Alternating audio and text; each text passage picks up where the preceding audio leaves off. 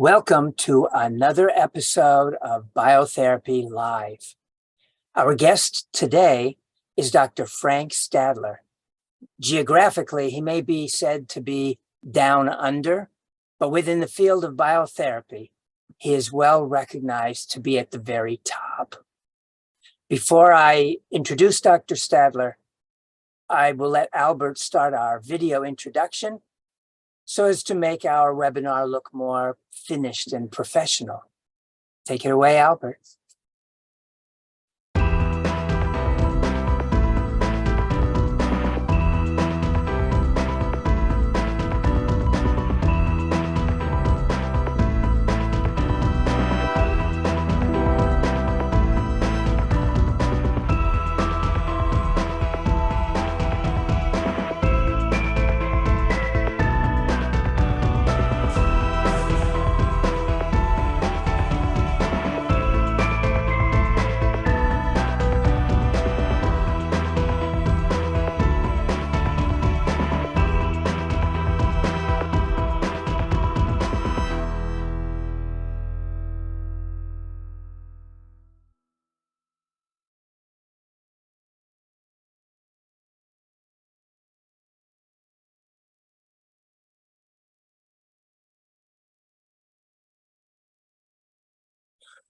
Welcome, everyone.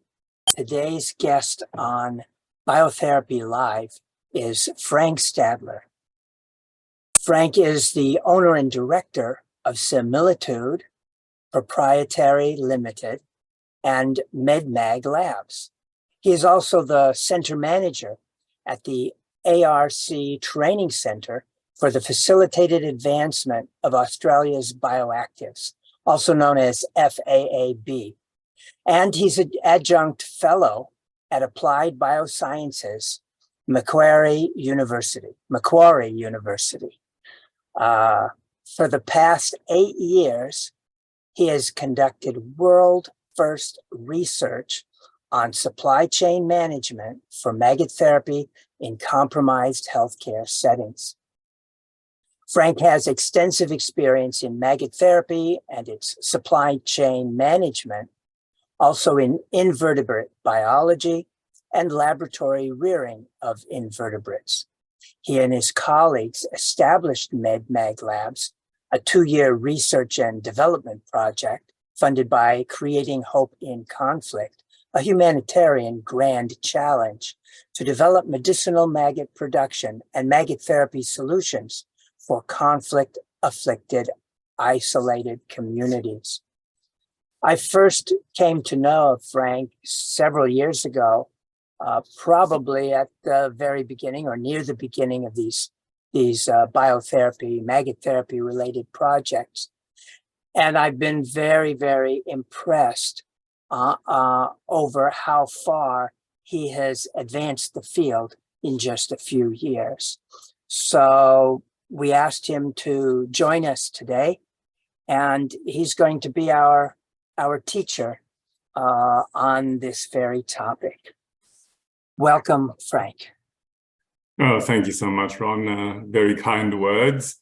I hope I deserve them. So let's get started. Now, the title of my presentation and the subject of my presentation is quite sadly topical at the moment with Turkey and the bad earthquakes in Turkey and Syria. So more than ever, I think it brings home to us that we need wound care solutions that work in the austere environment, and I believe maggot therapy can be one of them. So let me share my screen, and then we can get started. I believe my presentation is up now. Okay, good. So I will be speaking about how maggot therapy can be used in compromised healthcare settings for better wound care. For some reason, I don't advance. Is that okay? before I start, I'd like to acknowledge the traditional custodians of the land from which I speak, the Darug people, whose cultures and customs have nurtured and continue to nurture this land since the dream time.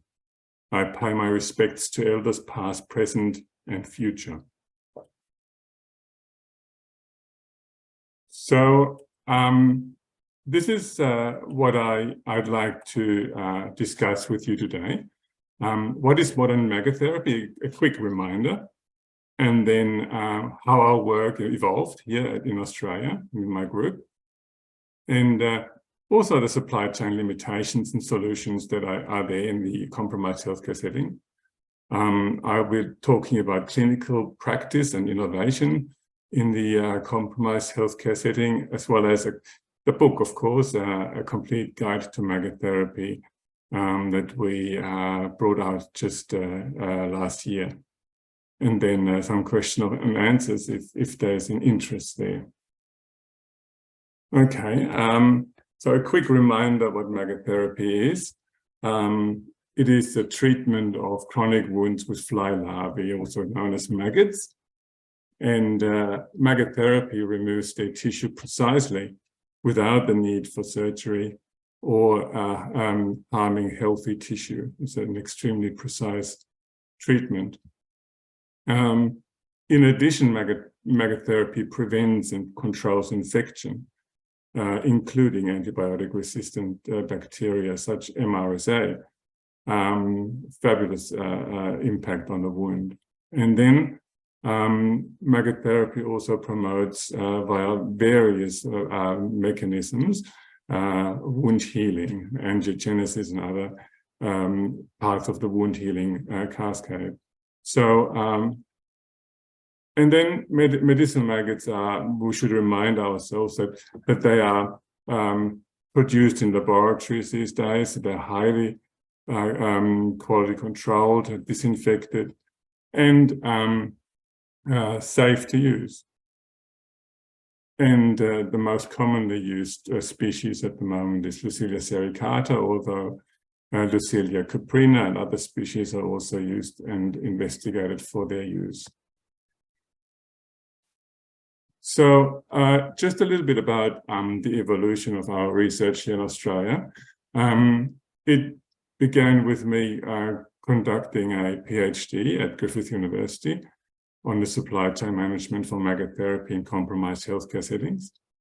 And then that led me to two things. One is the editing a book, The Complete Guide to Megatherapy, with my wonderful co-authors. And also we applied as a team for a Hope in Conflict grant and were successful. And that led us on a journey of 2 years developing solutions for the compromised healthcare setting, specifically the conflict-affected wound care setting. So, and much of what I'm speaking to you about today was partly or fully developed during that time. And the results and my work there then inspired me to take MedMag Labs private. So I spun it out from this research project, and that's where we are today. I moved to Sydney and I'm now affiliated with Macquarie University, and in my spare time I drive the company and MedMag Labs. So these are, as you all know, the young second instar medicinal maggots from Lucilia sericata. While they're fairly hardy, they also have a short shelf life. So in practice and under current distribution conditions, they need to be transported at 6 to 25 degrees, and within 48 hours, they need to be on the patient. So this poses many restrictions on where you can ship them, and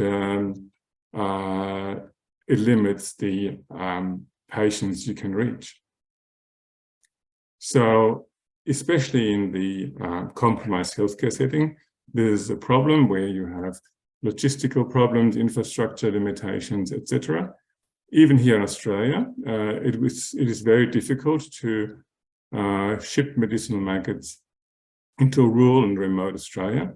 Only the major metropolitan centres are feasibly accessible to a hub and spokes distribution model where you ship from one location, one laboratory to the points of care. So innovation is required, and that's what we're all about. So what are the point of care production solutions? The fastest way to deliver medicinal maggots is by removing the distribution system altogether and co-locating the production with the point of care. Now, in compromised healthcare settings, that might be in hospitals, field hospitals, or refugee centers, for example. Here we have developed a shipping container laboratory solution where the shipping container was fitted out, so it has two rooms, one an insectary and the other one is the laboratory, as you can see on the right-hand side there. And we found that even this very simple prototype that cost around 60,000 Australian dollars, very cheap, really, for what it is. Even this prototype has performed really well and was able to produce high-quality medicinal maggots here on campus. However, it is not suitable for all locations and for all purposes. It needs to be transported either, by truck or by helicopter into a location, and that is prohibitive in many places where no suitable trucks or the road infrastructure is not there. So what do you do then?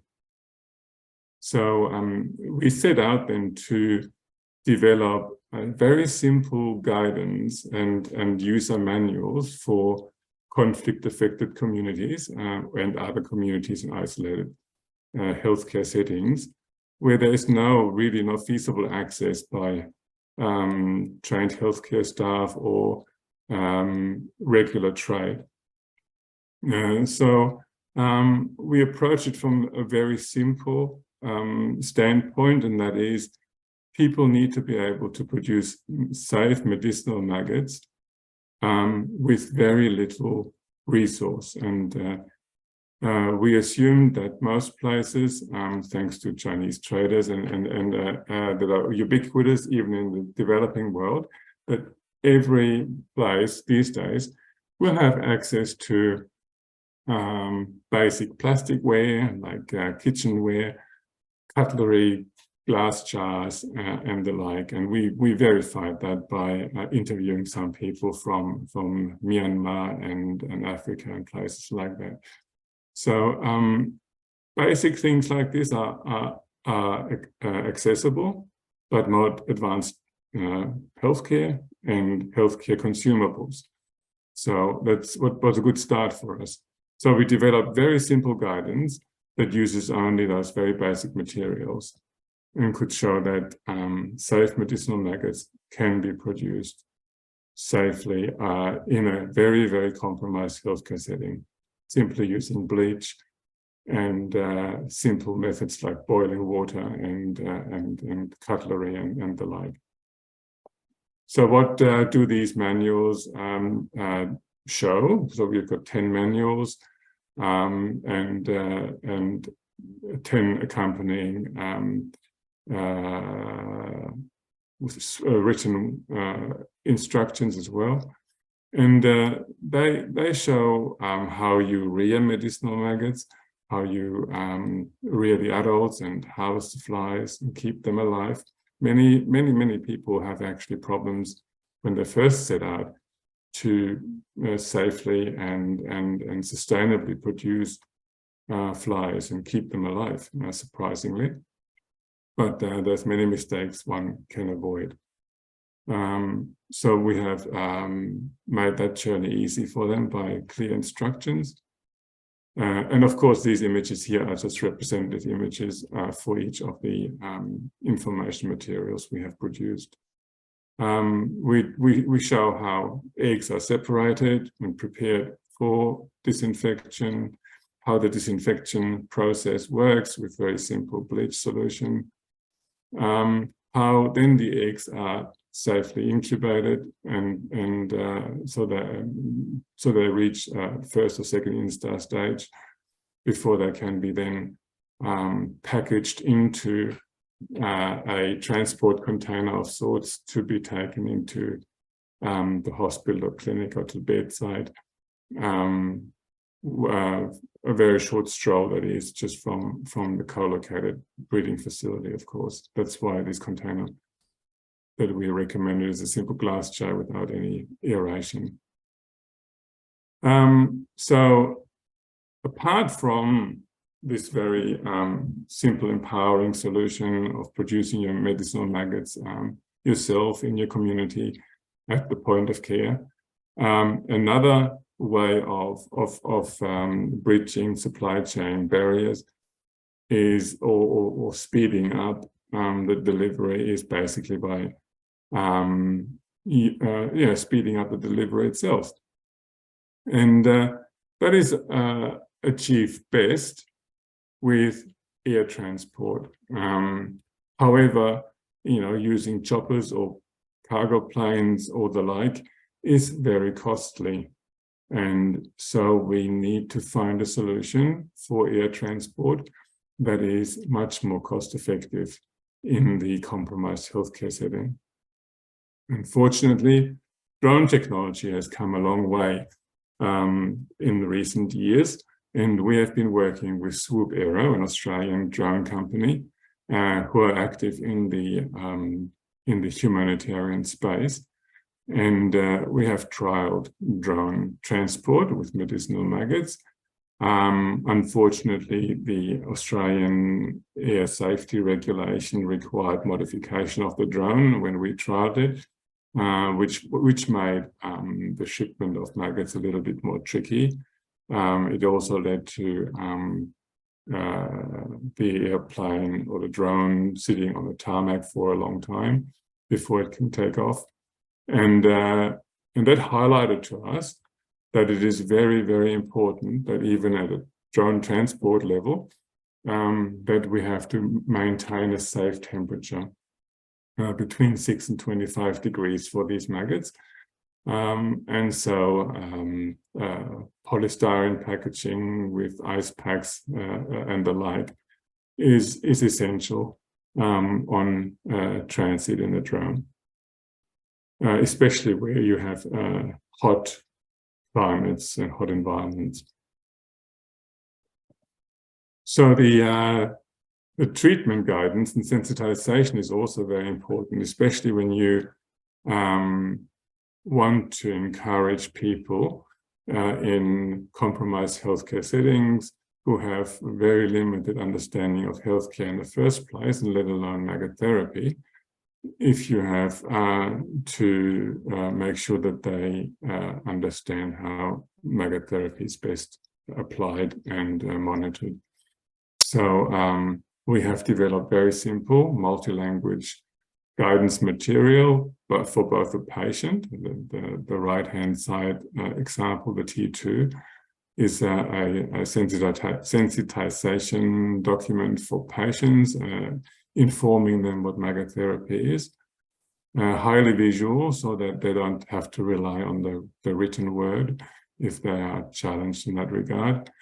And also, we have developed simple instruction materials for the practitioners, including indications, contraindications, the life cycle of the maggots, etc. And so far that has been really well received, those resources. Now, in recent years, we have been reminded also that the compromised healthcare setting is not necessarily one in Africa, in a third world countries, or in disasters.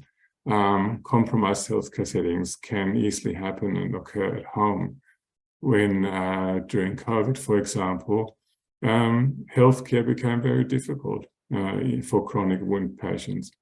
And so one example of very effective solution to that problem is telemedicine, as demonstrated in this paper by David Armstrong and including Ron Sherman. And they have demonstrated very nicely that telemedicine can support home care of chronic wound patients with maggot therapy.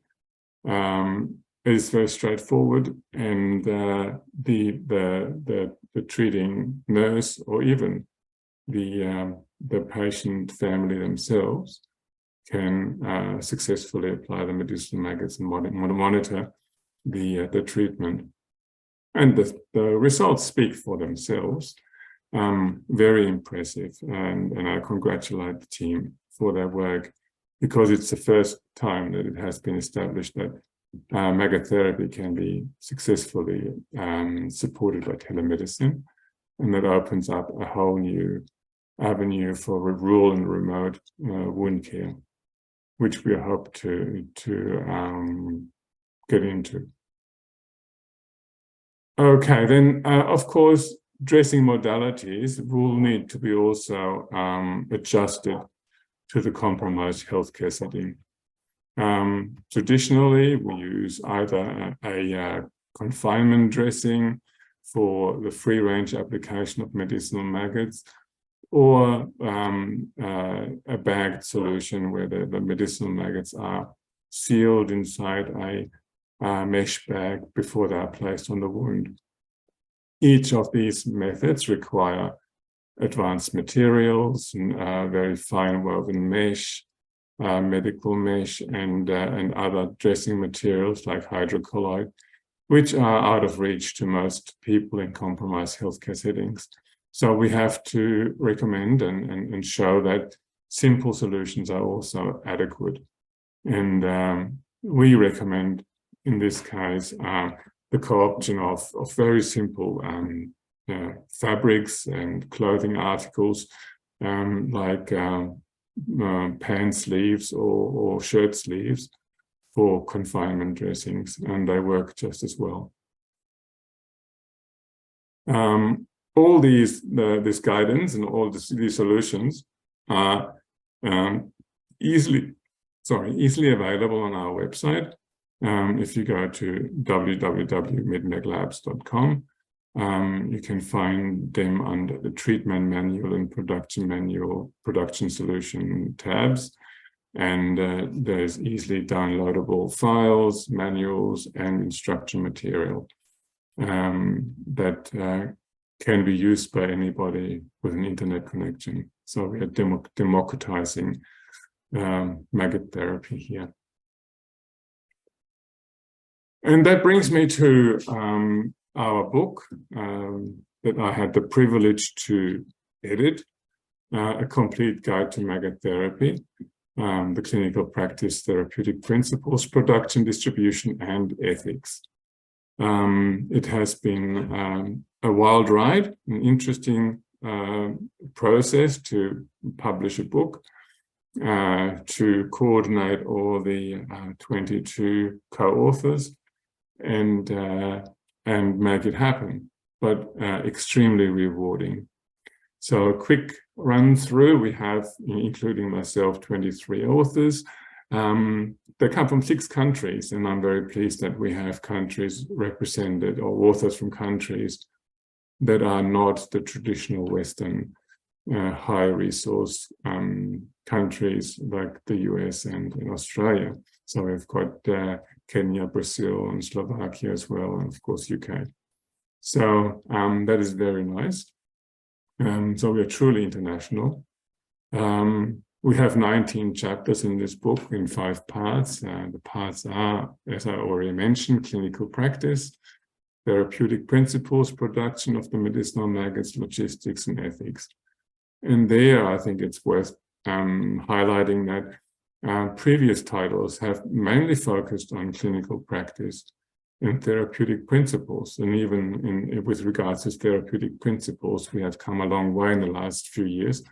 And so I think the book has significantly expanded the easily accessible knowledge resource with regards to megatherapy. Again, we have not done any groundbreaking new research for this book.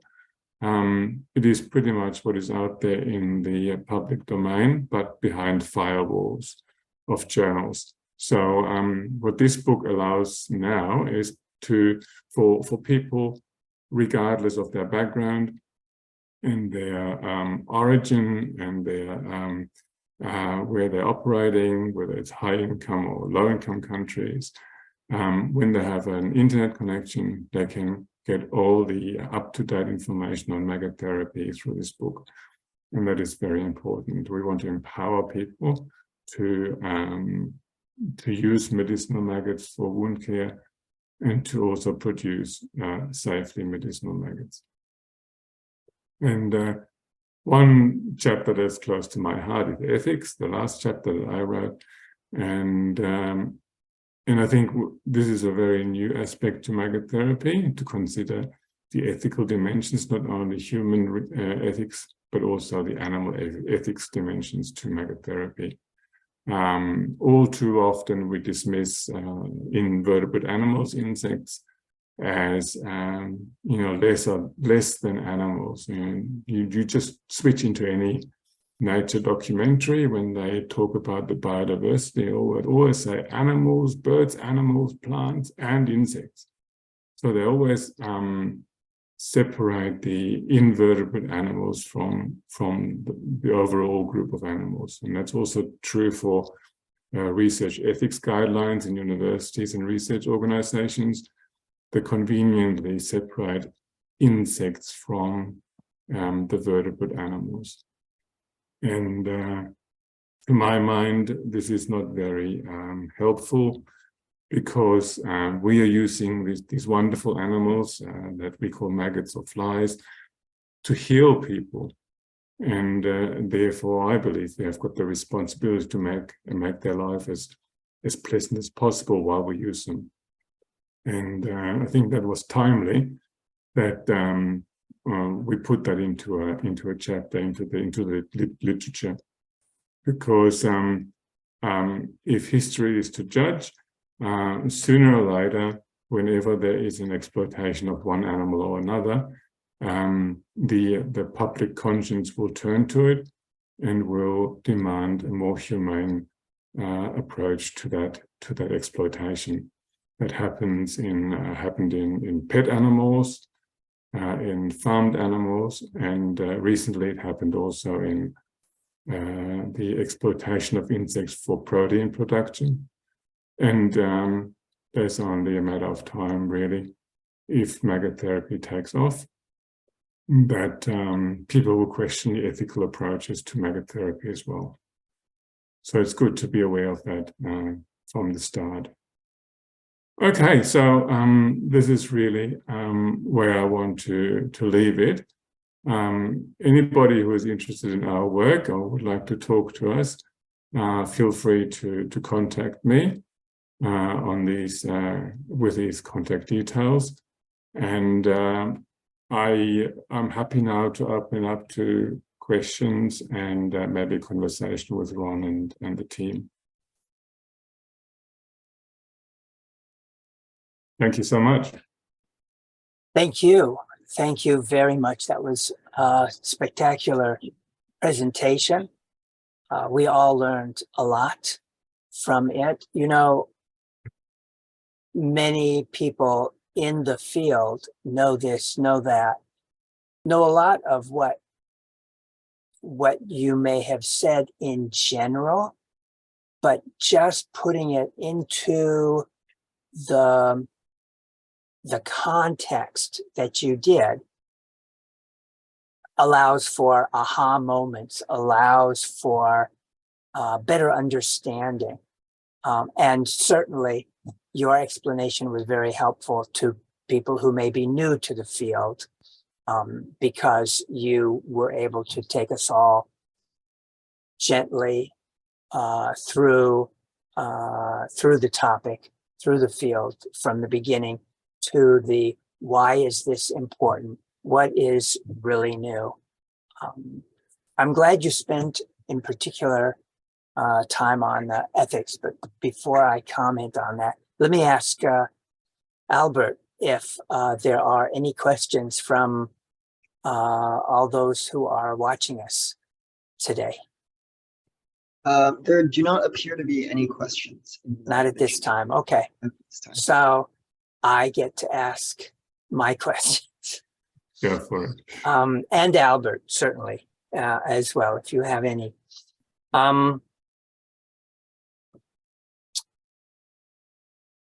My first question really is how you came to decide to put your interest in supply distribution and logistics with maggot therapy.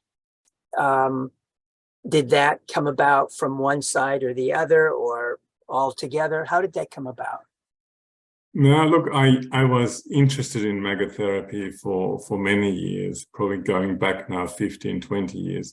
So when it really first started in Europe and in the US, back then I had a company in education business, taking live invertebrate animals out into schools and childcare centers and teaching students about the wonderful world of animals without a backbone. And through that work, I became aware of maggot therapy. And because I'm a biologist, it is really a no-brainer. So as soon as a biologist hears about maggot therapy, they say, "Of course." It's a whole different mindset to the medical profession. The biologist understands immediately that millions of years of evolution and adaptation to a environment like a chronic wound or a cadaver predisposes these animals to doing a superb job. So, and from that point on, I was hooked. And but as life goes, you get sidetracked and do other things. And then I was able to pursue my PhD at some stage and went back to that topic. So to answer your question, I was first interested in the animals and invertebrate animals and flies and the ecology, and then came to realize that they can be used for good, for medical treatment. And so then I combined the two, and but seeing and reaching out to various producers at the time, I realized that the market was tight. It was largely restricted to the Western world, Germany, UK, and then the US. And there was little room to move in that space, in the high resource space. So, and I realized, that that maggot therapy, because of its simplicity, is so ideal for the compromised healthcare setting that I thought, why not take maggot therapy to those places? Now, initially, I sought to develop the container solution in my PhD, but the great wisdom of my two supervisors, Ramon Shaban and Peter Tatham, was that they steered me away from a product solution to a more holistic solution where I looked at the entire supply chain, not just one component, which is the production facility, but the entire supply chain. And so that started me on a journey of understanding everything from the time you catch the flies in the wild to producing to distributing to treatment. So the whole gamut of activities that are involved in producing medicinal maggots and maggot therapy. So in the space of 3 or 4 years, I became very knowledgeable about not only supply chain management, but also entomology, the entomological implications, healthcare system, integration, medical treatment, wound care. So it was truly a multidisciplinary journey, which I continue now. Excellent. Thank you. You have published a number of articles about the logistics, the supply chain issues relative to maggots. And as you mentioned, recently put together this great book.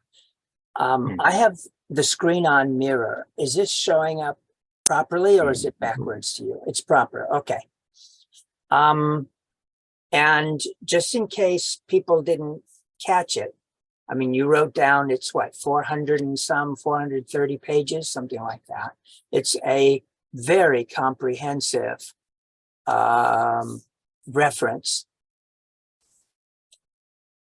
Just in case people didn't quite catch that, the goal and the product is not only a comprehensive and very much updated reference, it is also a reference that's available without cost to anyone in the world who has an internet connection. Really bringing this information to everyone. But I want to say that anyone who has some resources should buy a printed copy to help support the company and the people behind making this reference available. So go to the website, Open Book Publishers, download the chapters you're interested in, but if you can, buy a copy and support the whole, support not only the project, but the whole idea of open source publishing. Oh, that's very kind of you, Ron, and I think our publishers will be very grateful for this promo. Yeah, it is very important that that we support the good work of Open Book Publishers, who are a not-for-profit publisher, and they do a great job in giving voice to people like us who might not have the finances to support a whole book.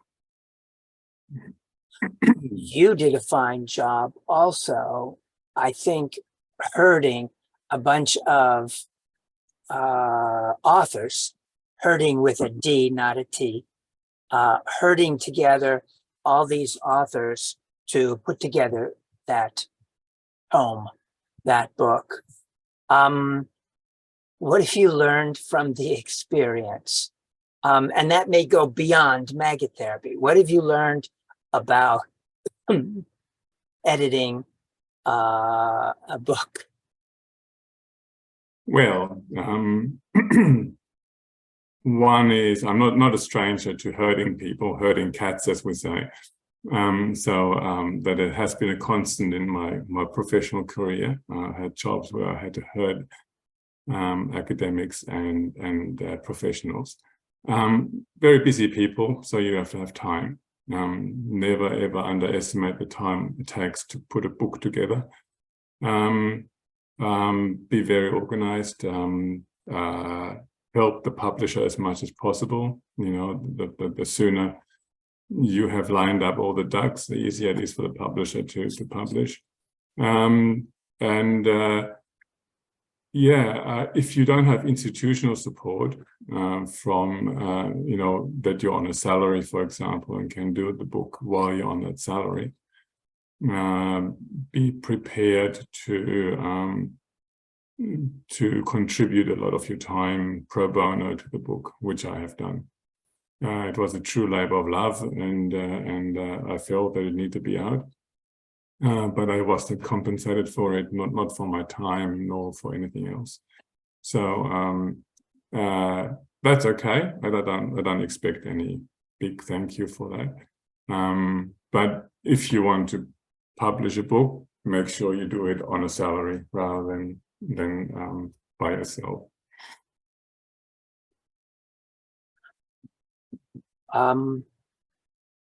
I am hoping to be able to bring onto screen the geographic distribution, if you will, of the downloads. People are viewing this book from all over the world. But while I try and get that information, updated information onto my screen, is there anything you want to tell us about the response to the book? Admittedly, it's only been out for a few months now. Yes. So the feedback we got from the book is good. We notice now there's some citations coming through from some of the chapters, and the various search engines and academic databases are still catching up with the book and the various citations in the book. So it will take a while until it finds its way fully into the academic repositories, but so far it's good, and most importantly, we haven't heard any bad news. So no complaints or no negative publicity, which is good, and it is a reference that will be relevant for many years to come, and it will be there in perpetuity. So in that regard, I personally am very patient. I realize that the true impact will come, further down the track, when people have the time and feel empowered to engage with it fully and take on the learnings that are presented in the book. These things are not successes overnight. A book like this will have an impact for many years to come. I have to agree with you there. It will be relevant for years and years to come, and I don't think anyone is going to tackle that level of a project. You brought on board most of the top people in the field to contribute. I don't think we are going to want to write something else that big again for many years. So I think this is going to be it for many years to come, and I think it will serve its purpose well for many years to come. If I can just share my screen for a second, I'm going to show the website where this is described geographically. Can you all see that the countries represented, or the regions of the world represented, include Europe, North America, South America, Asia, Africa, and Oceania. Oceania. It's got an I in there. And look, all the colors, all the regions are represented. That's alone very impressive. Yeah, my hope is that we have a download from every country in the world at some stage. So this is my hope, that we reach really every corner of the world with it. That would be lovely. That will probably happen in over the next several months. It is still very early, and has already extended quite a bit. Do we have a few more minutes? Because I have a few more questions. Go for it.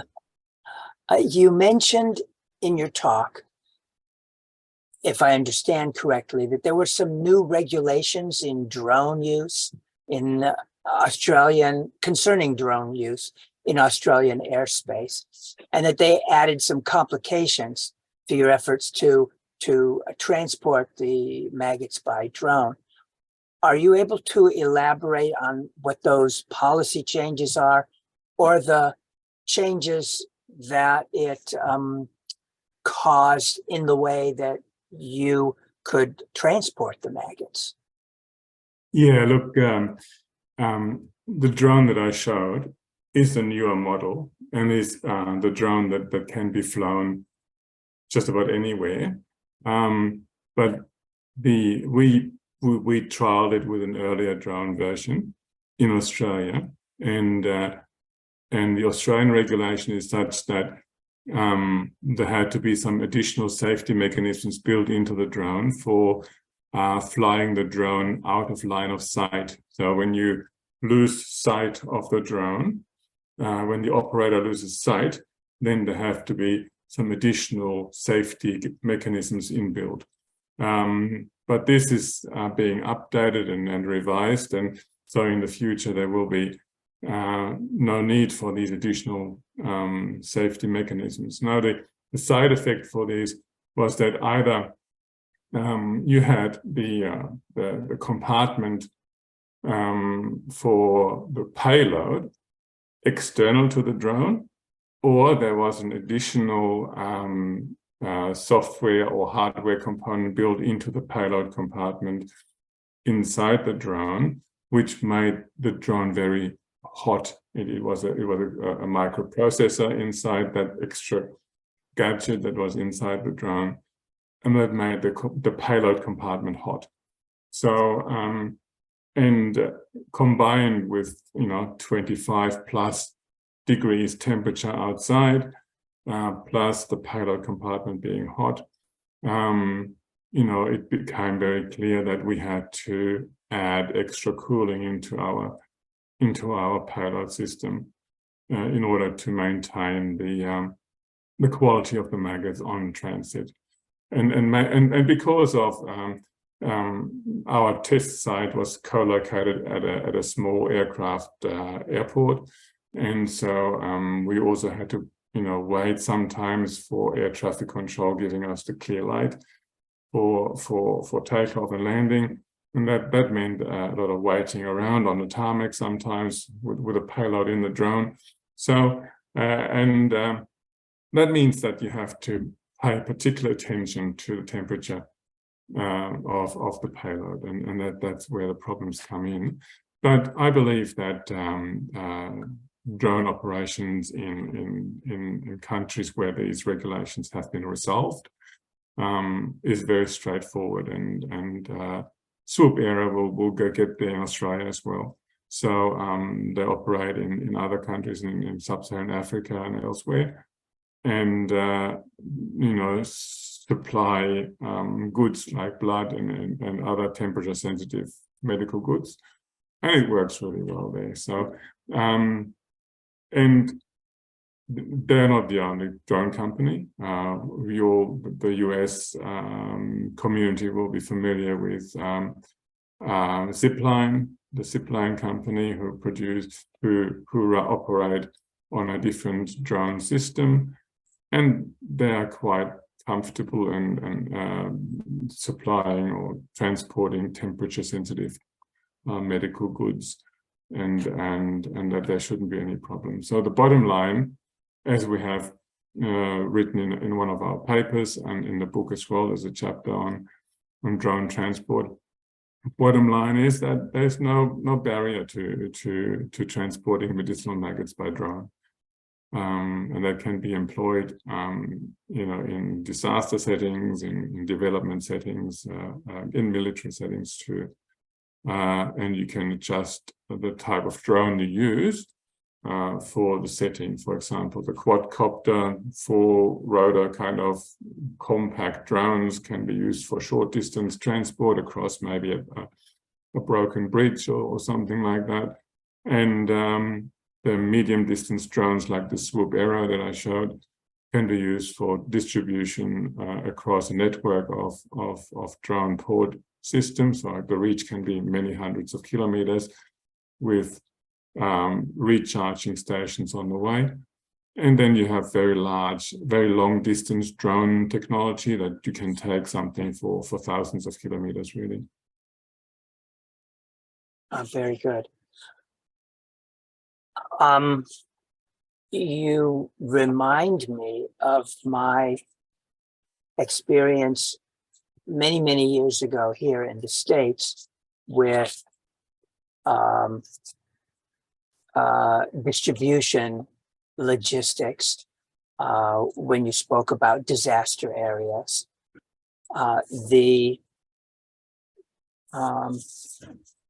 Probably one of the largest disasters, one of several, but notorious disasters in the US was the 9/11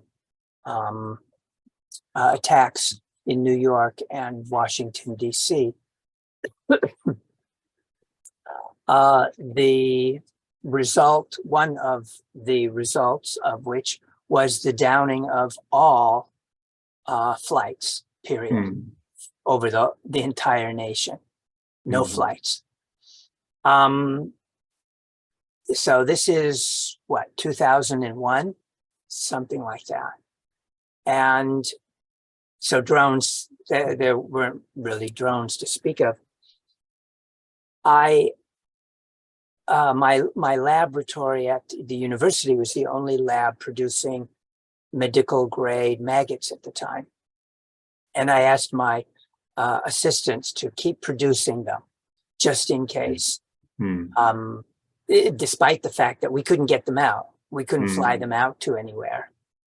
No, just in case, keep making them, because they have to be made, as you know, fresh batch every other day, if not every day. Sure enough, we got a call from Washington, D.C., one of the hospitals, Washington, either Georgetown or Washington Center, needed maggots for a couple of the Pentagon victims who were badly burned, extensively burned. And I said, we've got them, but I can't get them to you. No problem, they said on the other side. It was FEMA that was calling. The Federal Emergency something relief agency. Management agency, I think.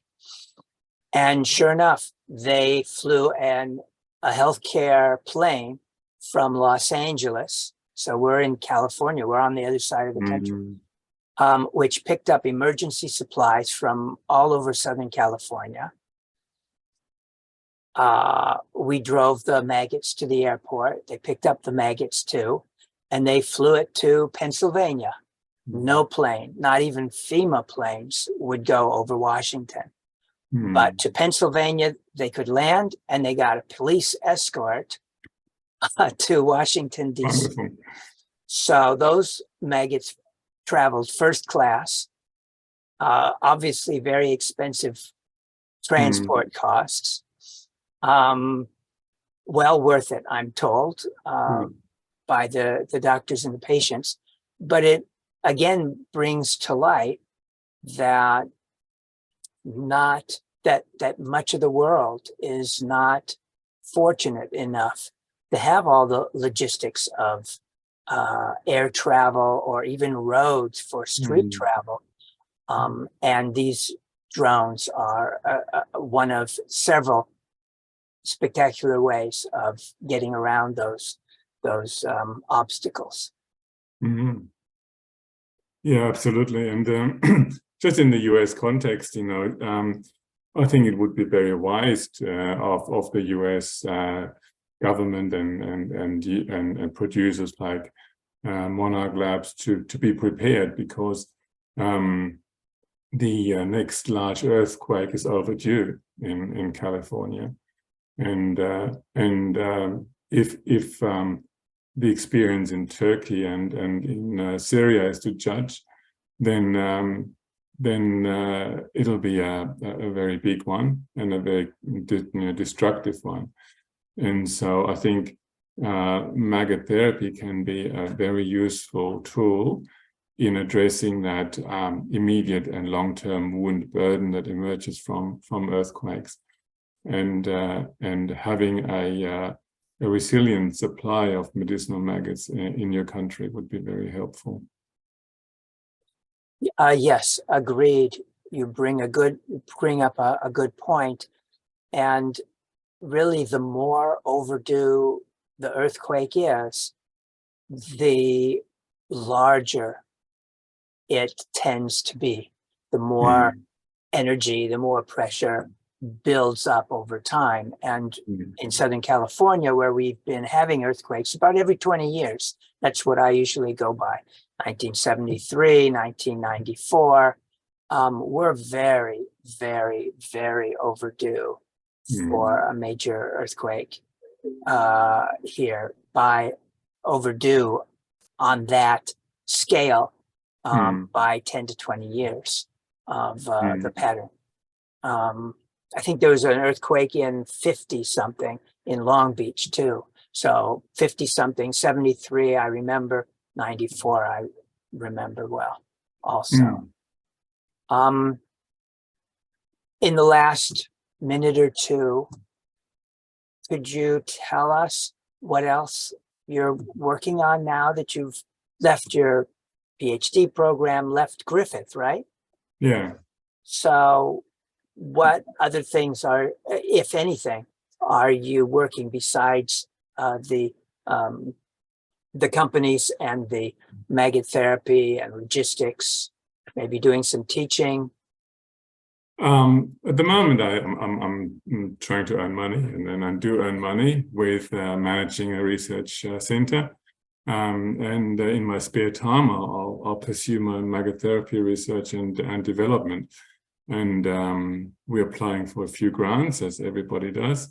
And hopefully we can advance the supply chain further, so that we can make maggot therapy available to anybody in the world.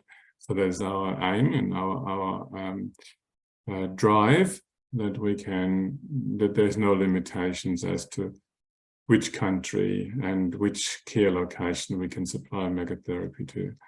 And that will involve a bit more innovation and R&D, and that's what we are seeking money for at the moment. And so watch this space. Hopefully in the next couple of years we can tell more. And apart from that, enjoy the beautiful Darug country that I live on. Well, that's excellent. I got so carried away, I forgot to ask Albert if there were if any of our other participants were trying to get in a question. Albert, any other questions you see in the chat? No other questions in the chat. Not today, huh? That's well, okay. If there are any questions or comments from anyone watching this in the recorded version, please go ahead and put them in the chat, and we will try and monitor that and get back to you. I was also asked to remember, because I never do, that if you learned something, if you enjoyed the program, please let us know. Please give a thumbs up somewhere there. It should be a thumbs up. And let us know to keep putting on these programs. Thank you, Frank, for joining us today. Thank you, Albert, for making it work. And with that, I'll say good day to you all. Thank you so much for having me. Bye-bye. Bye-bye. Bye.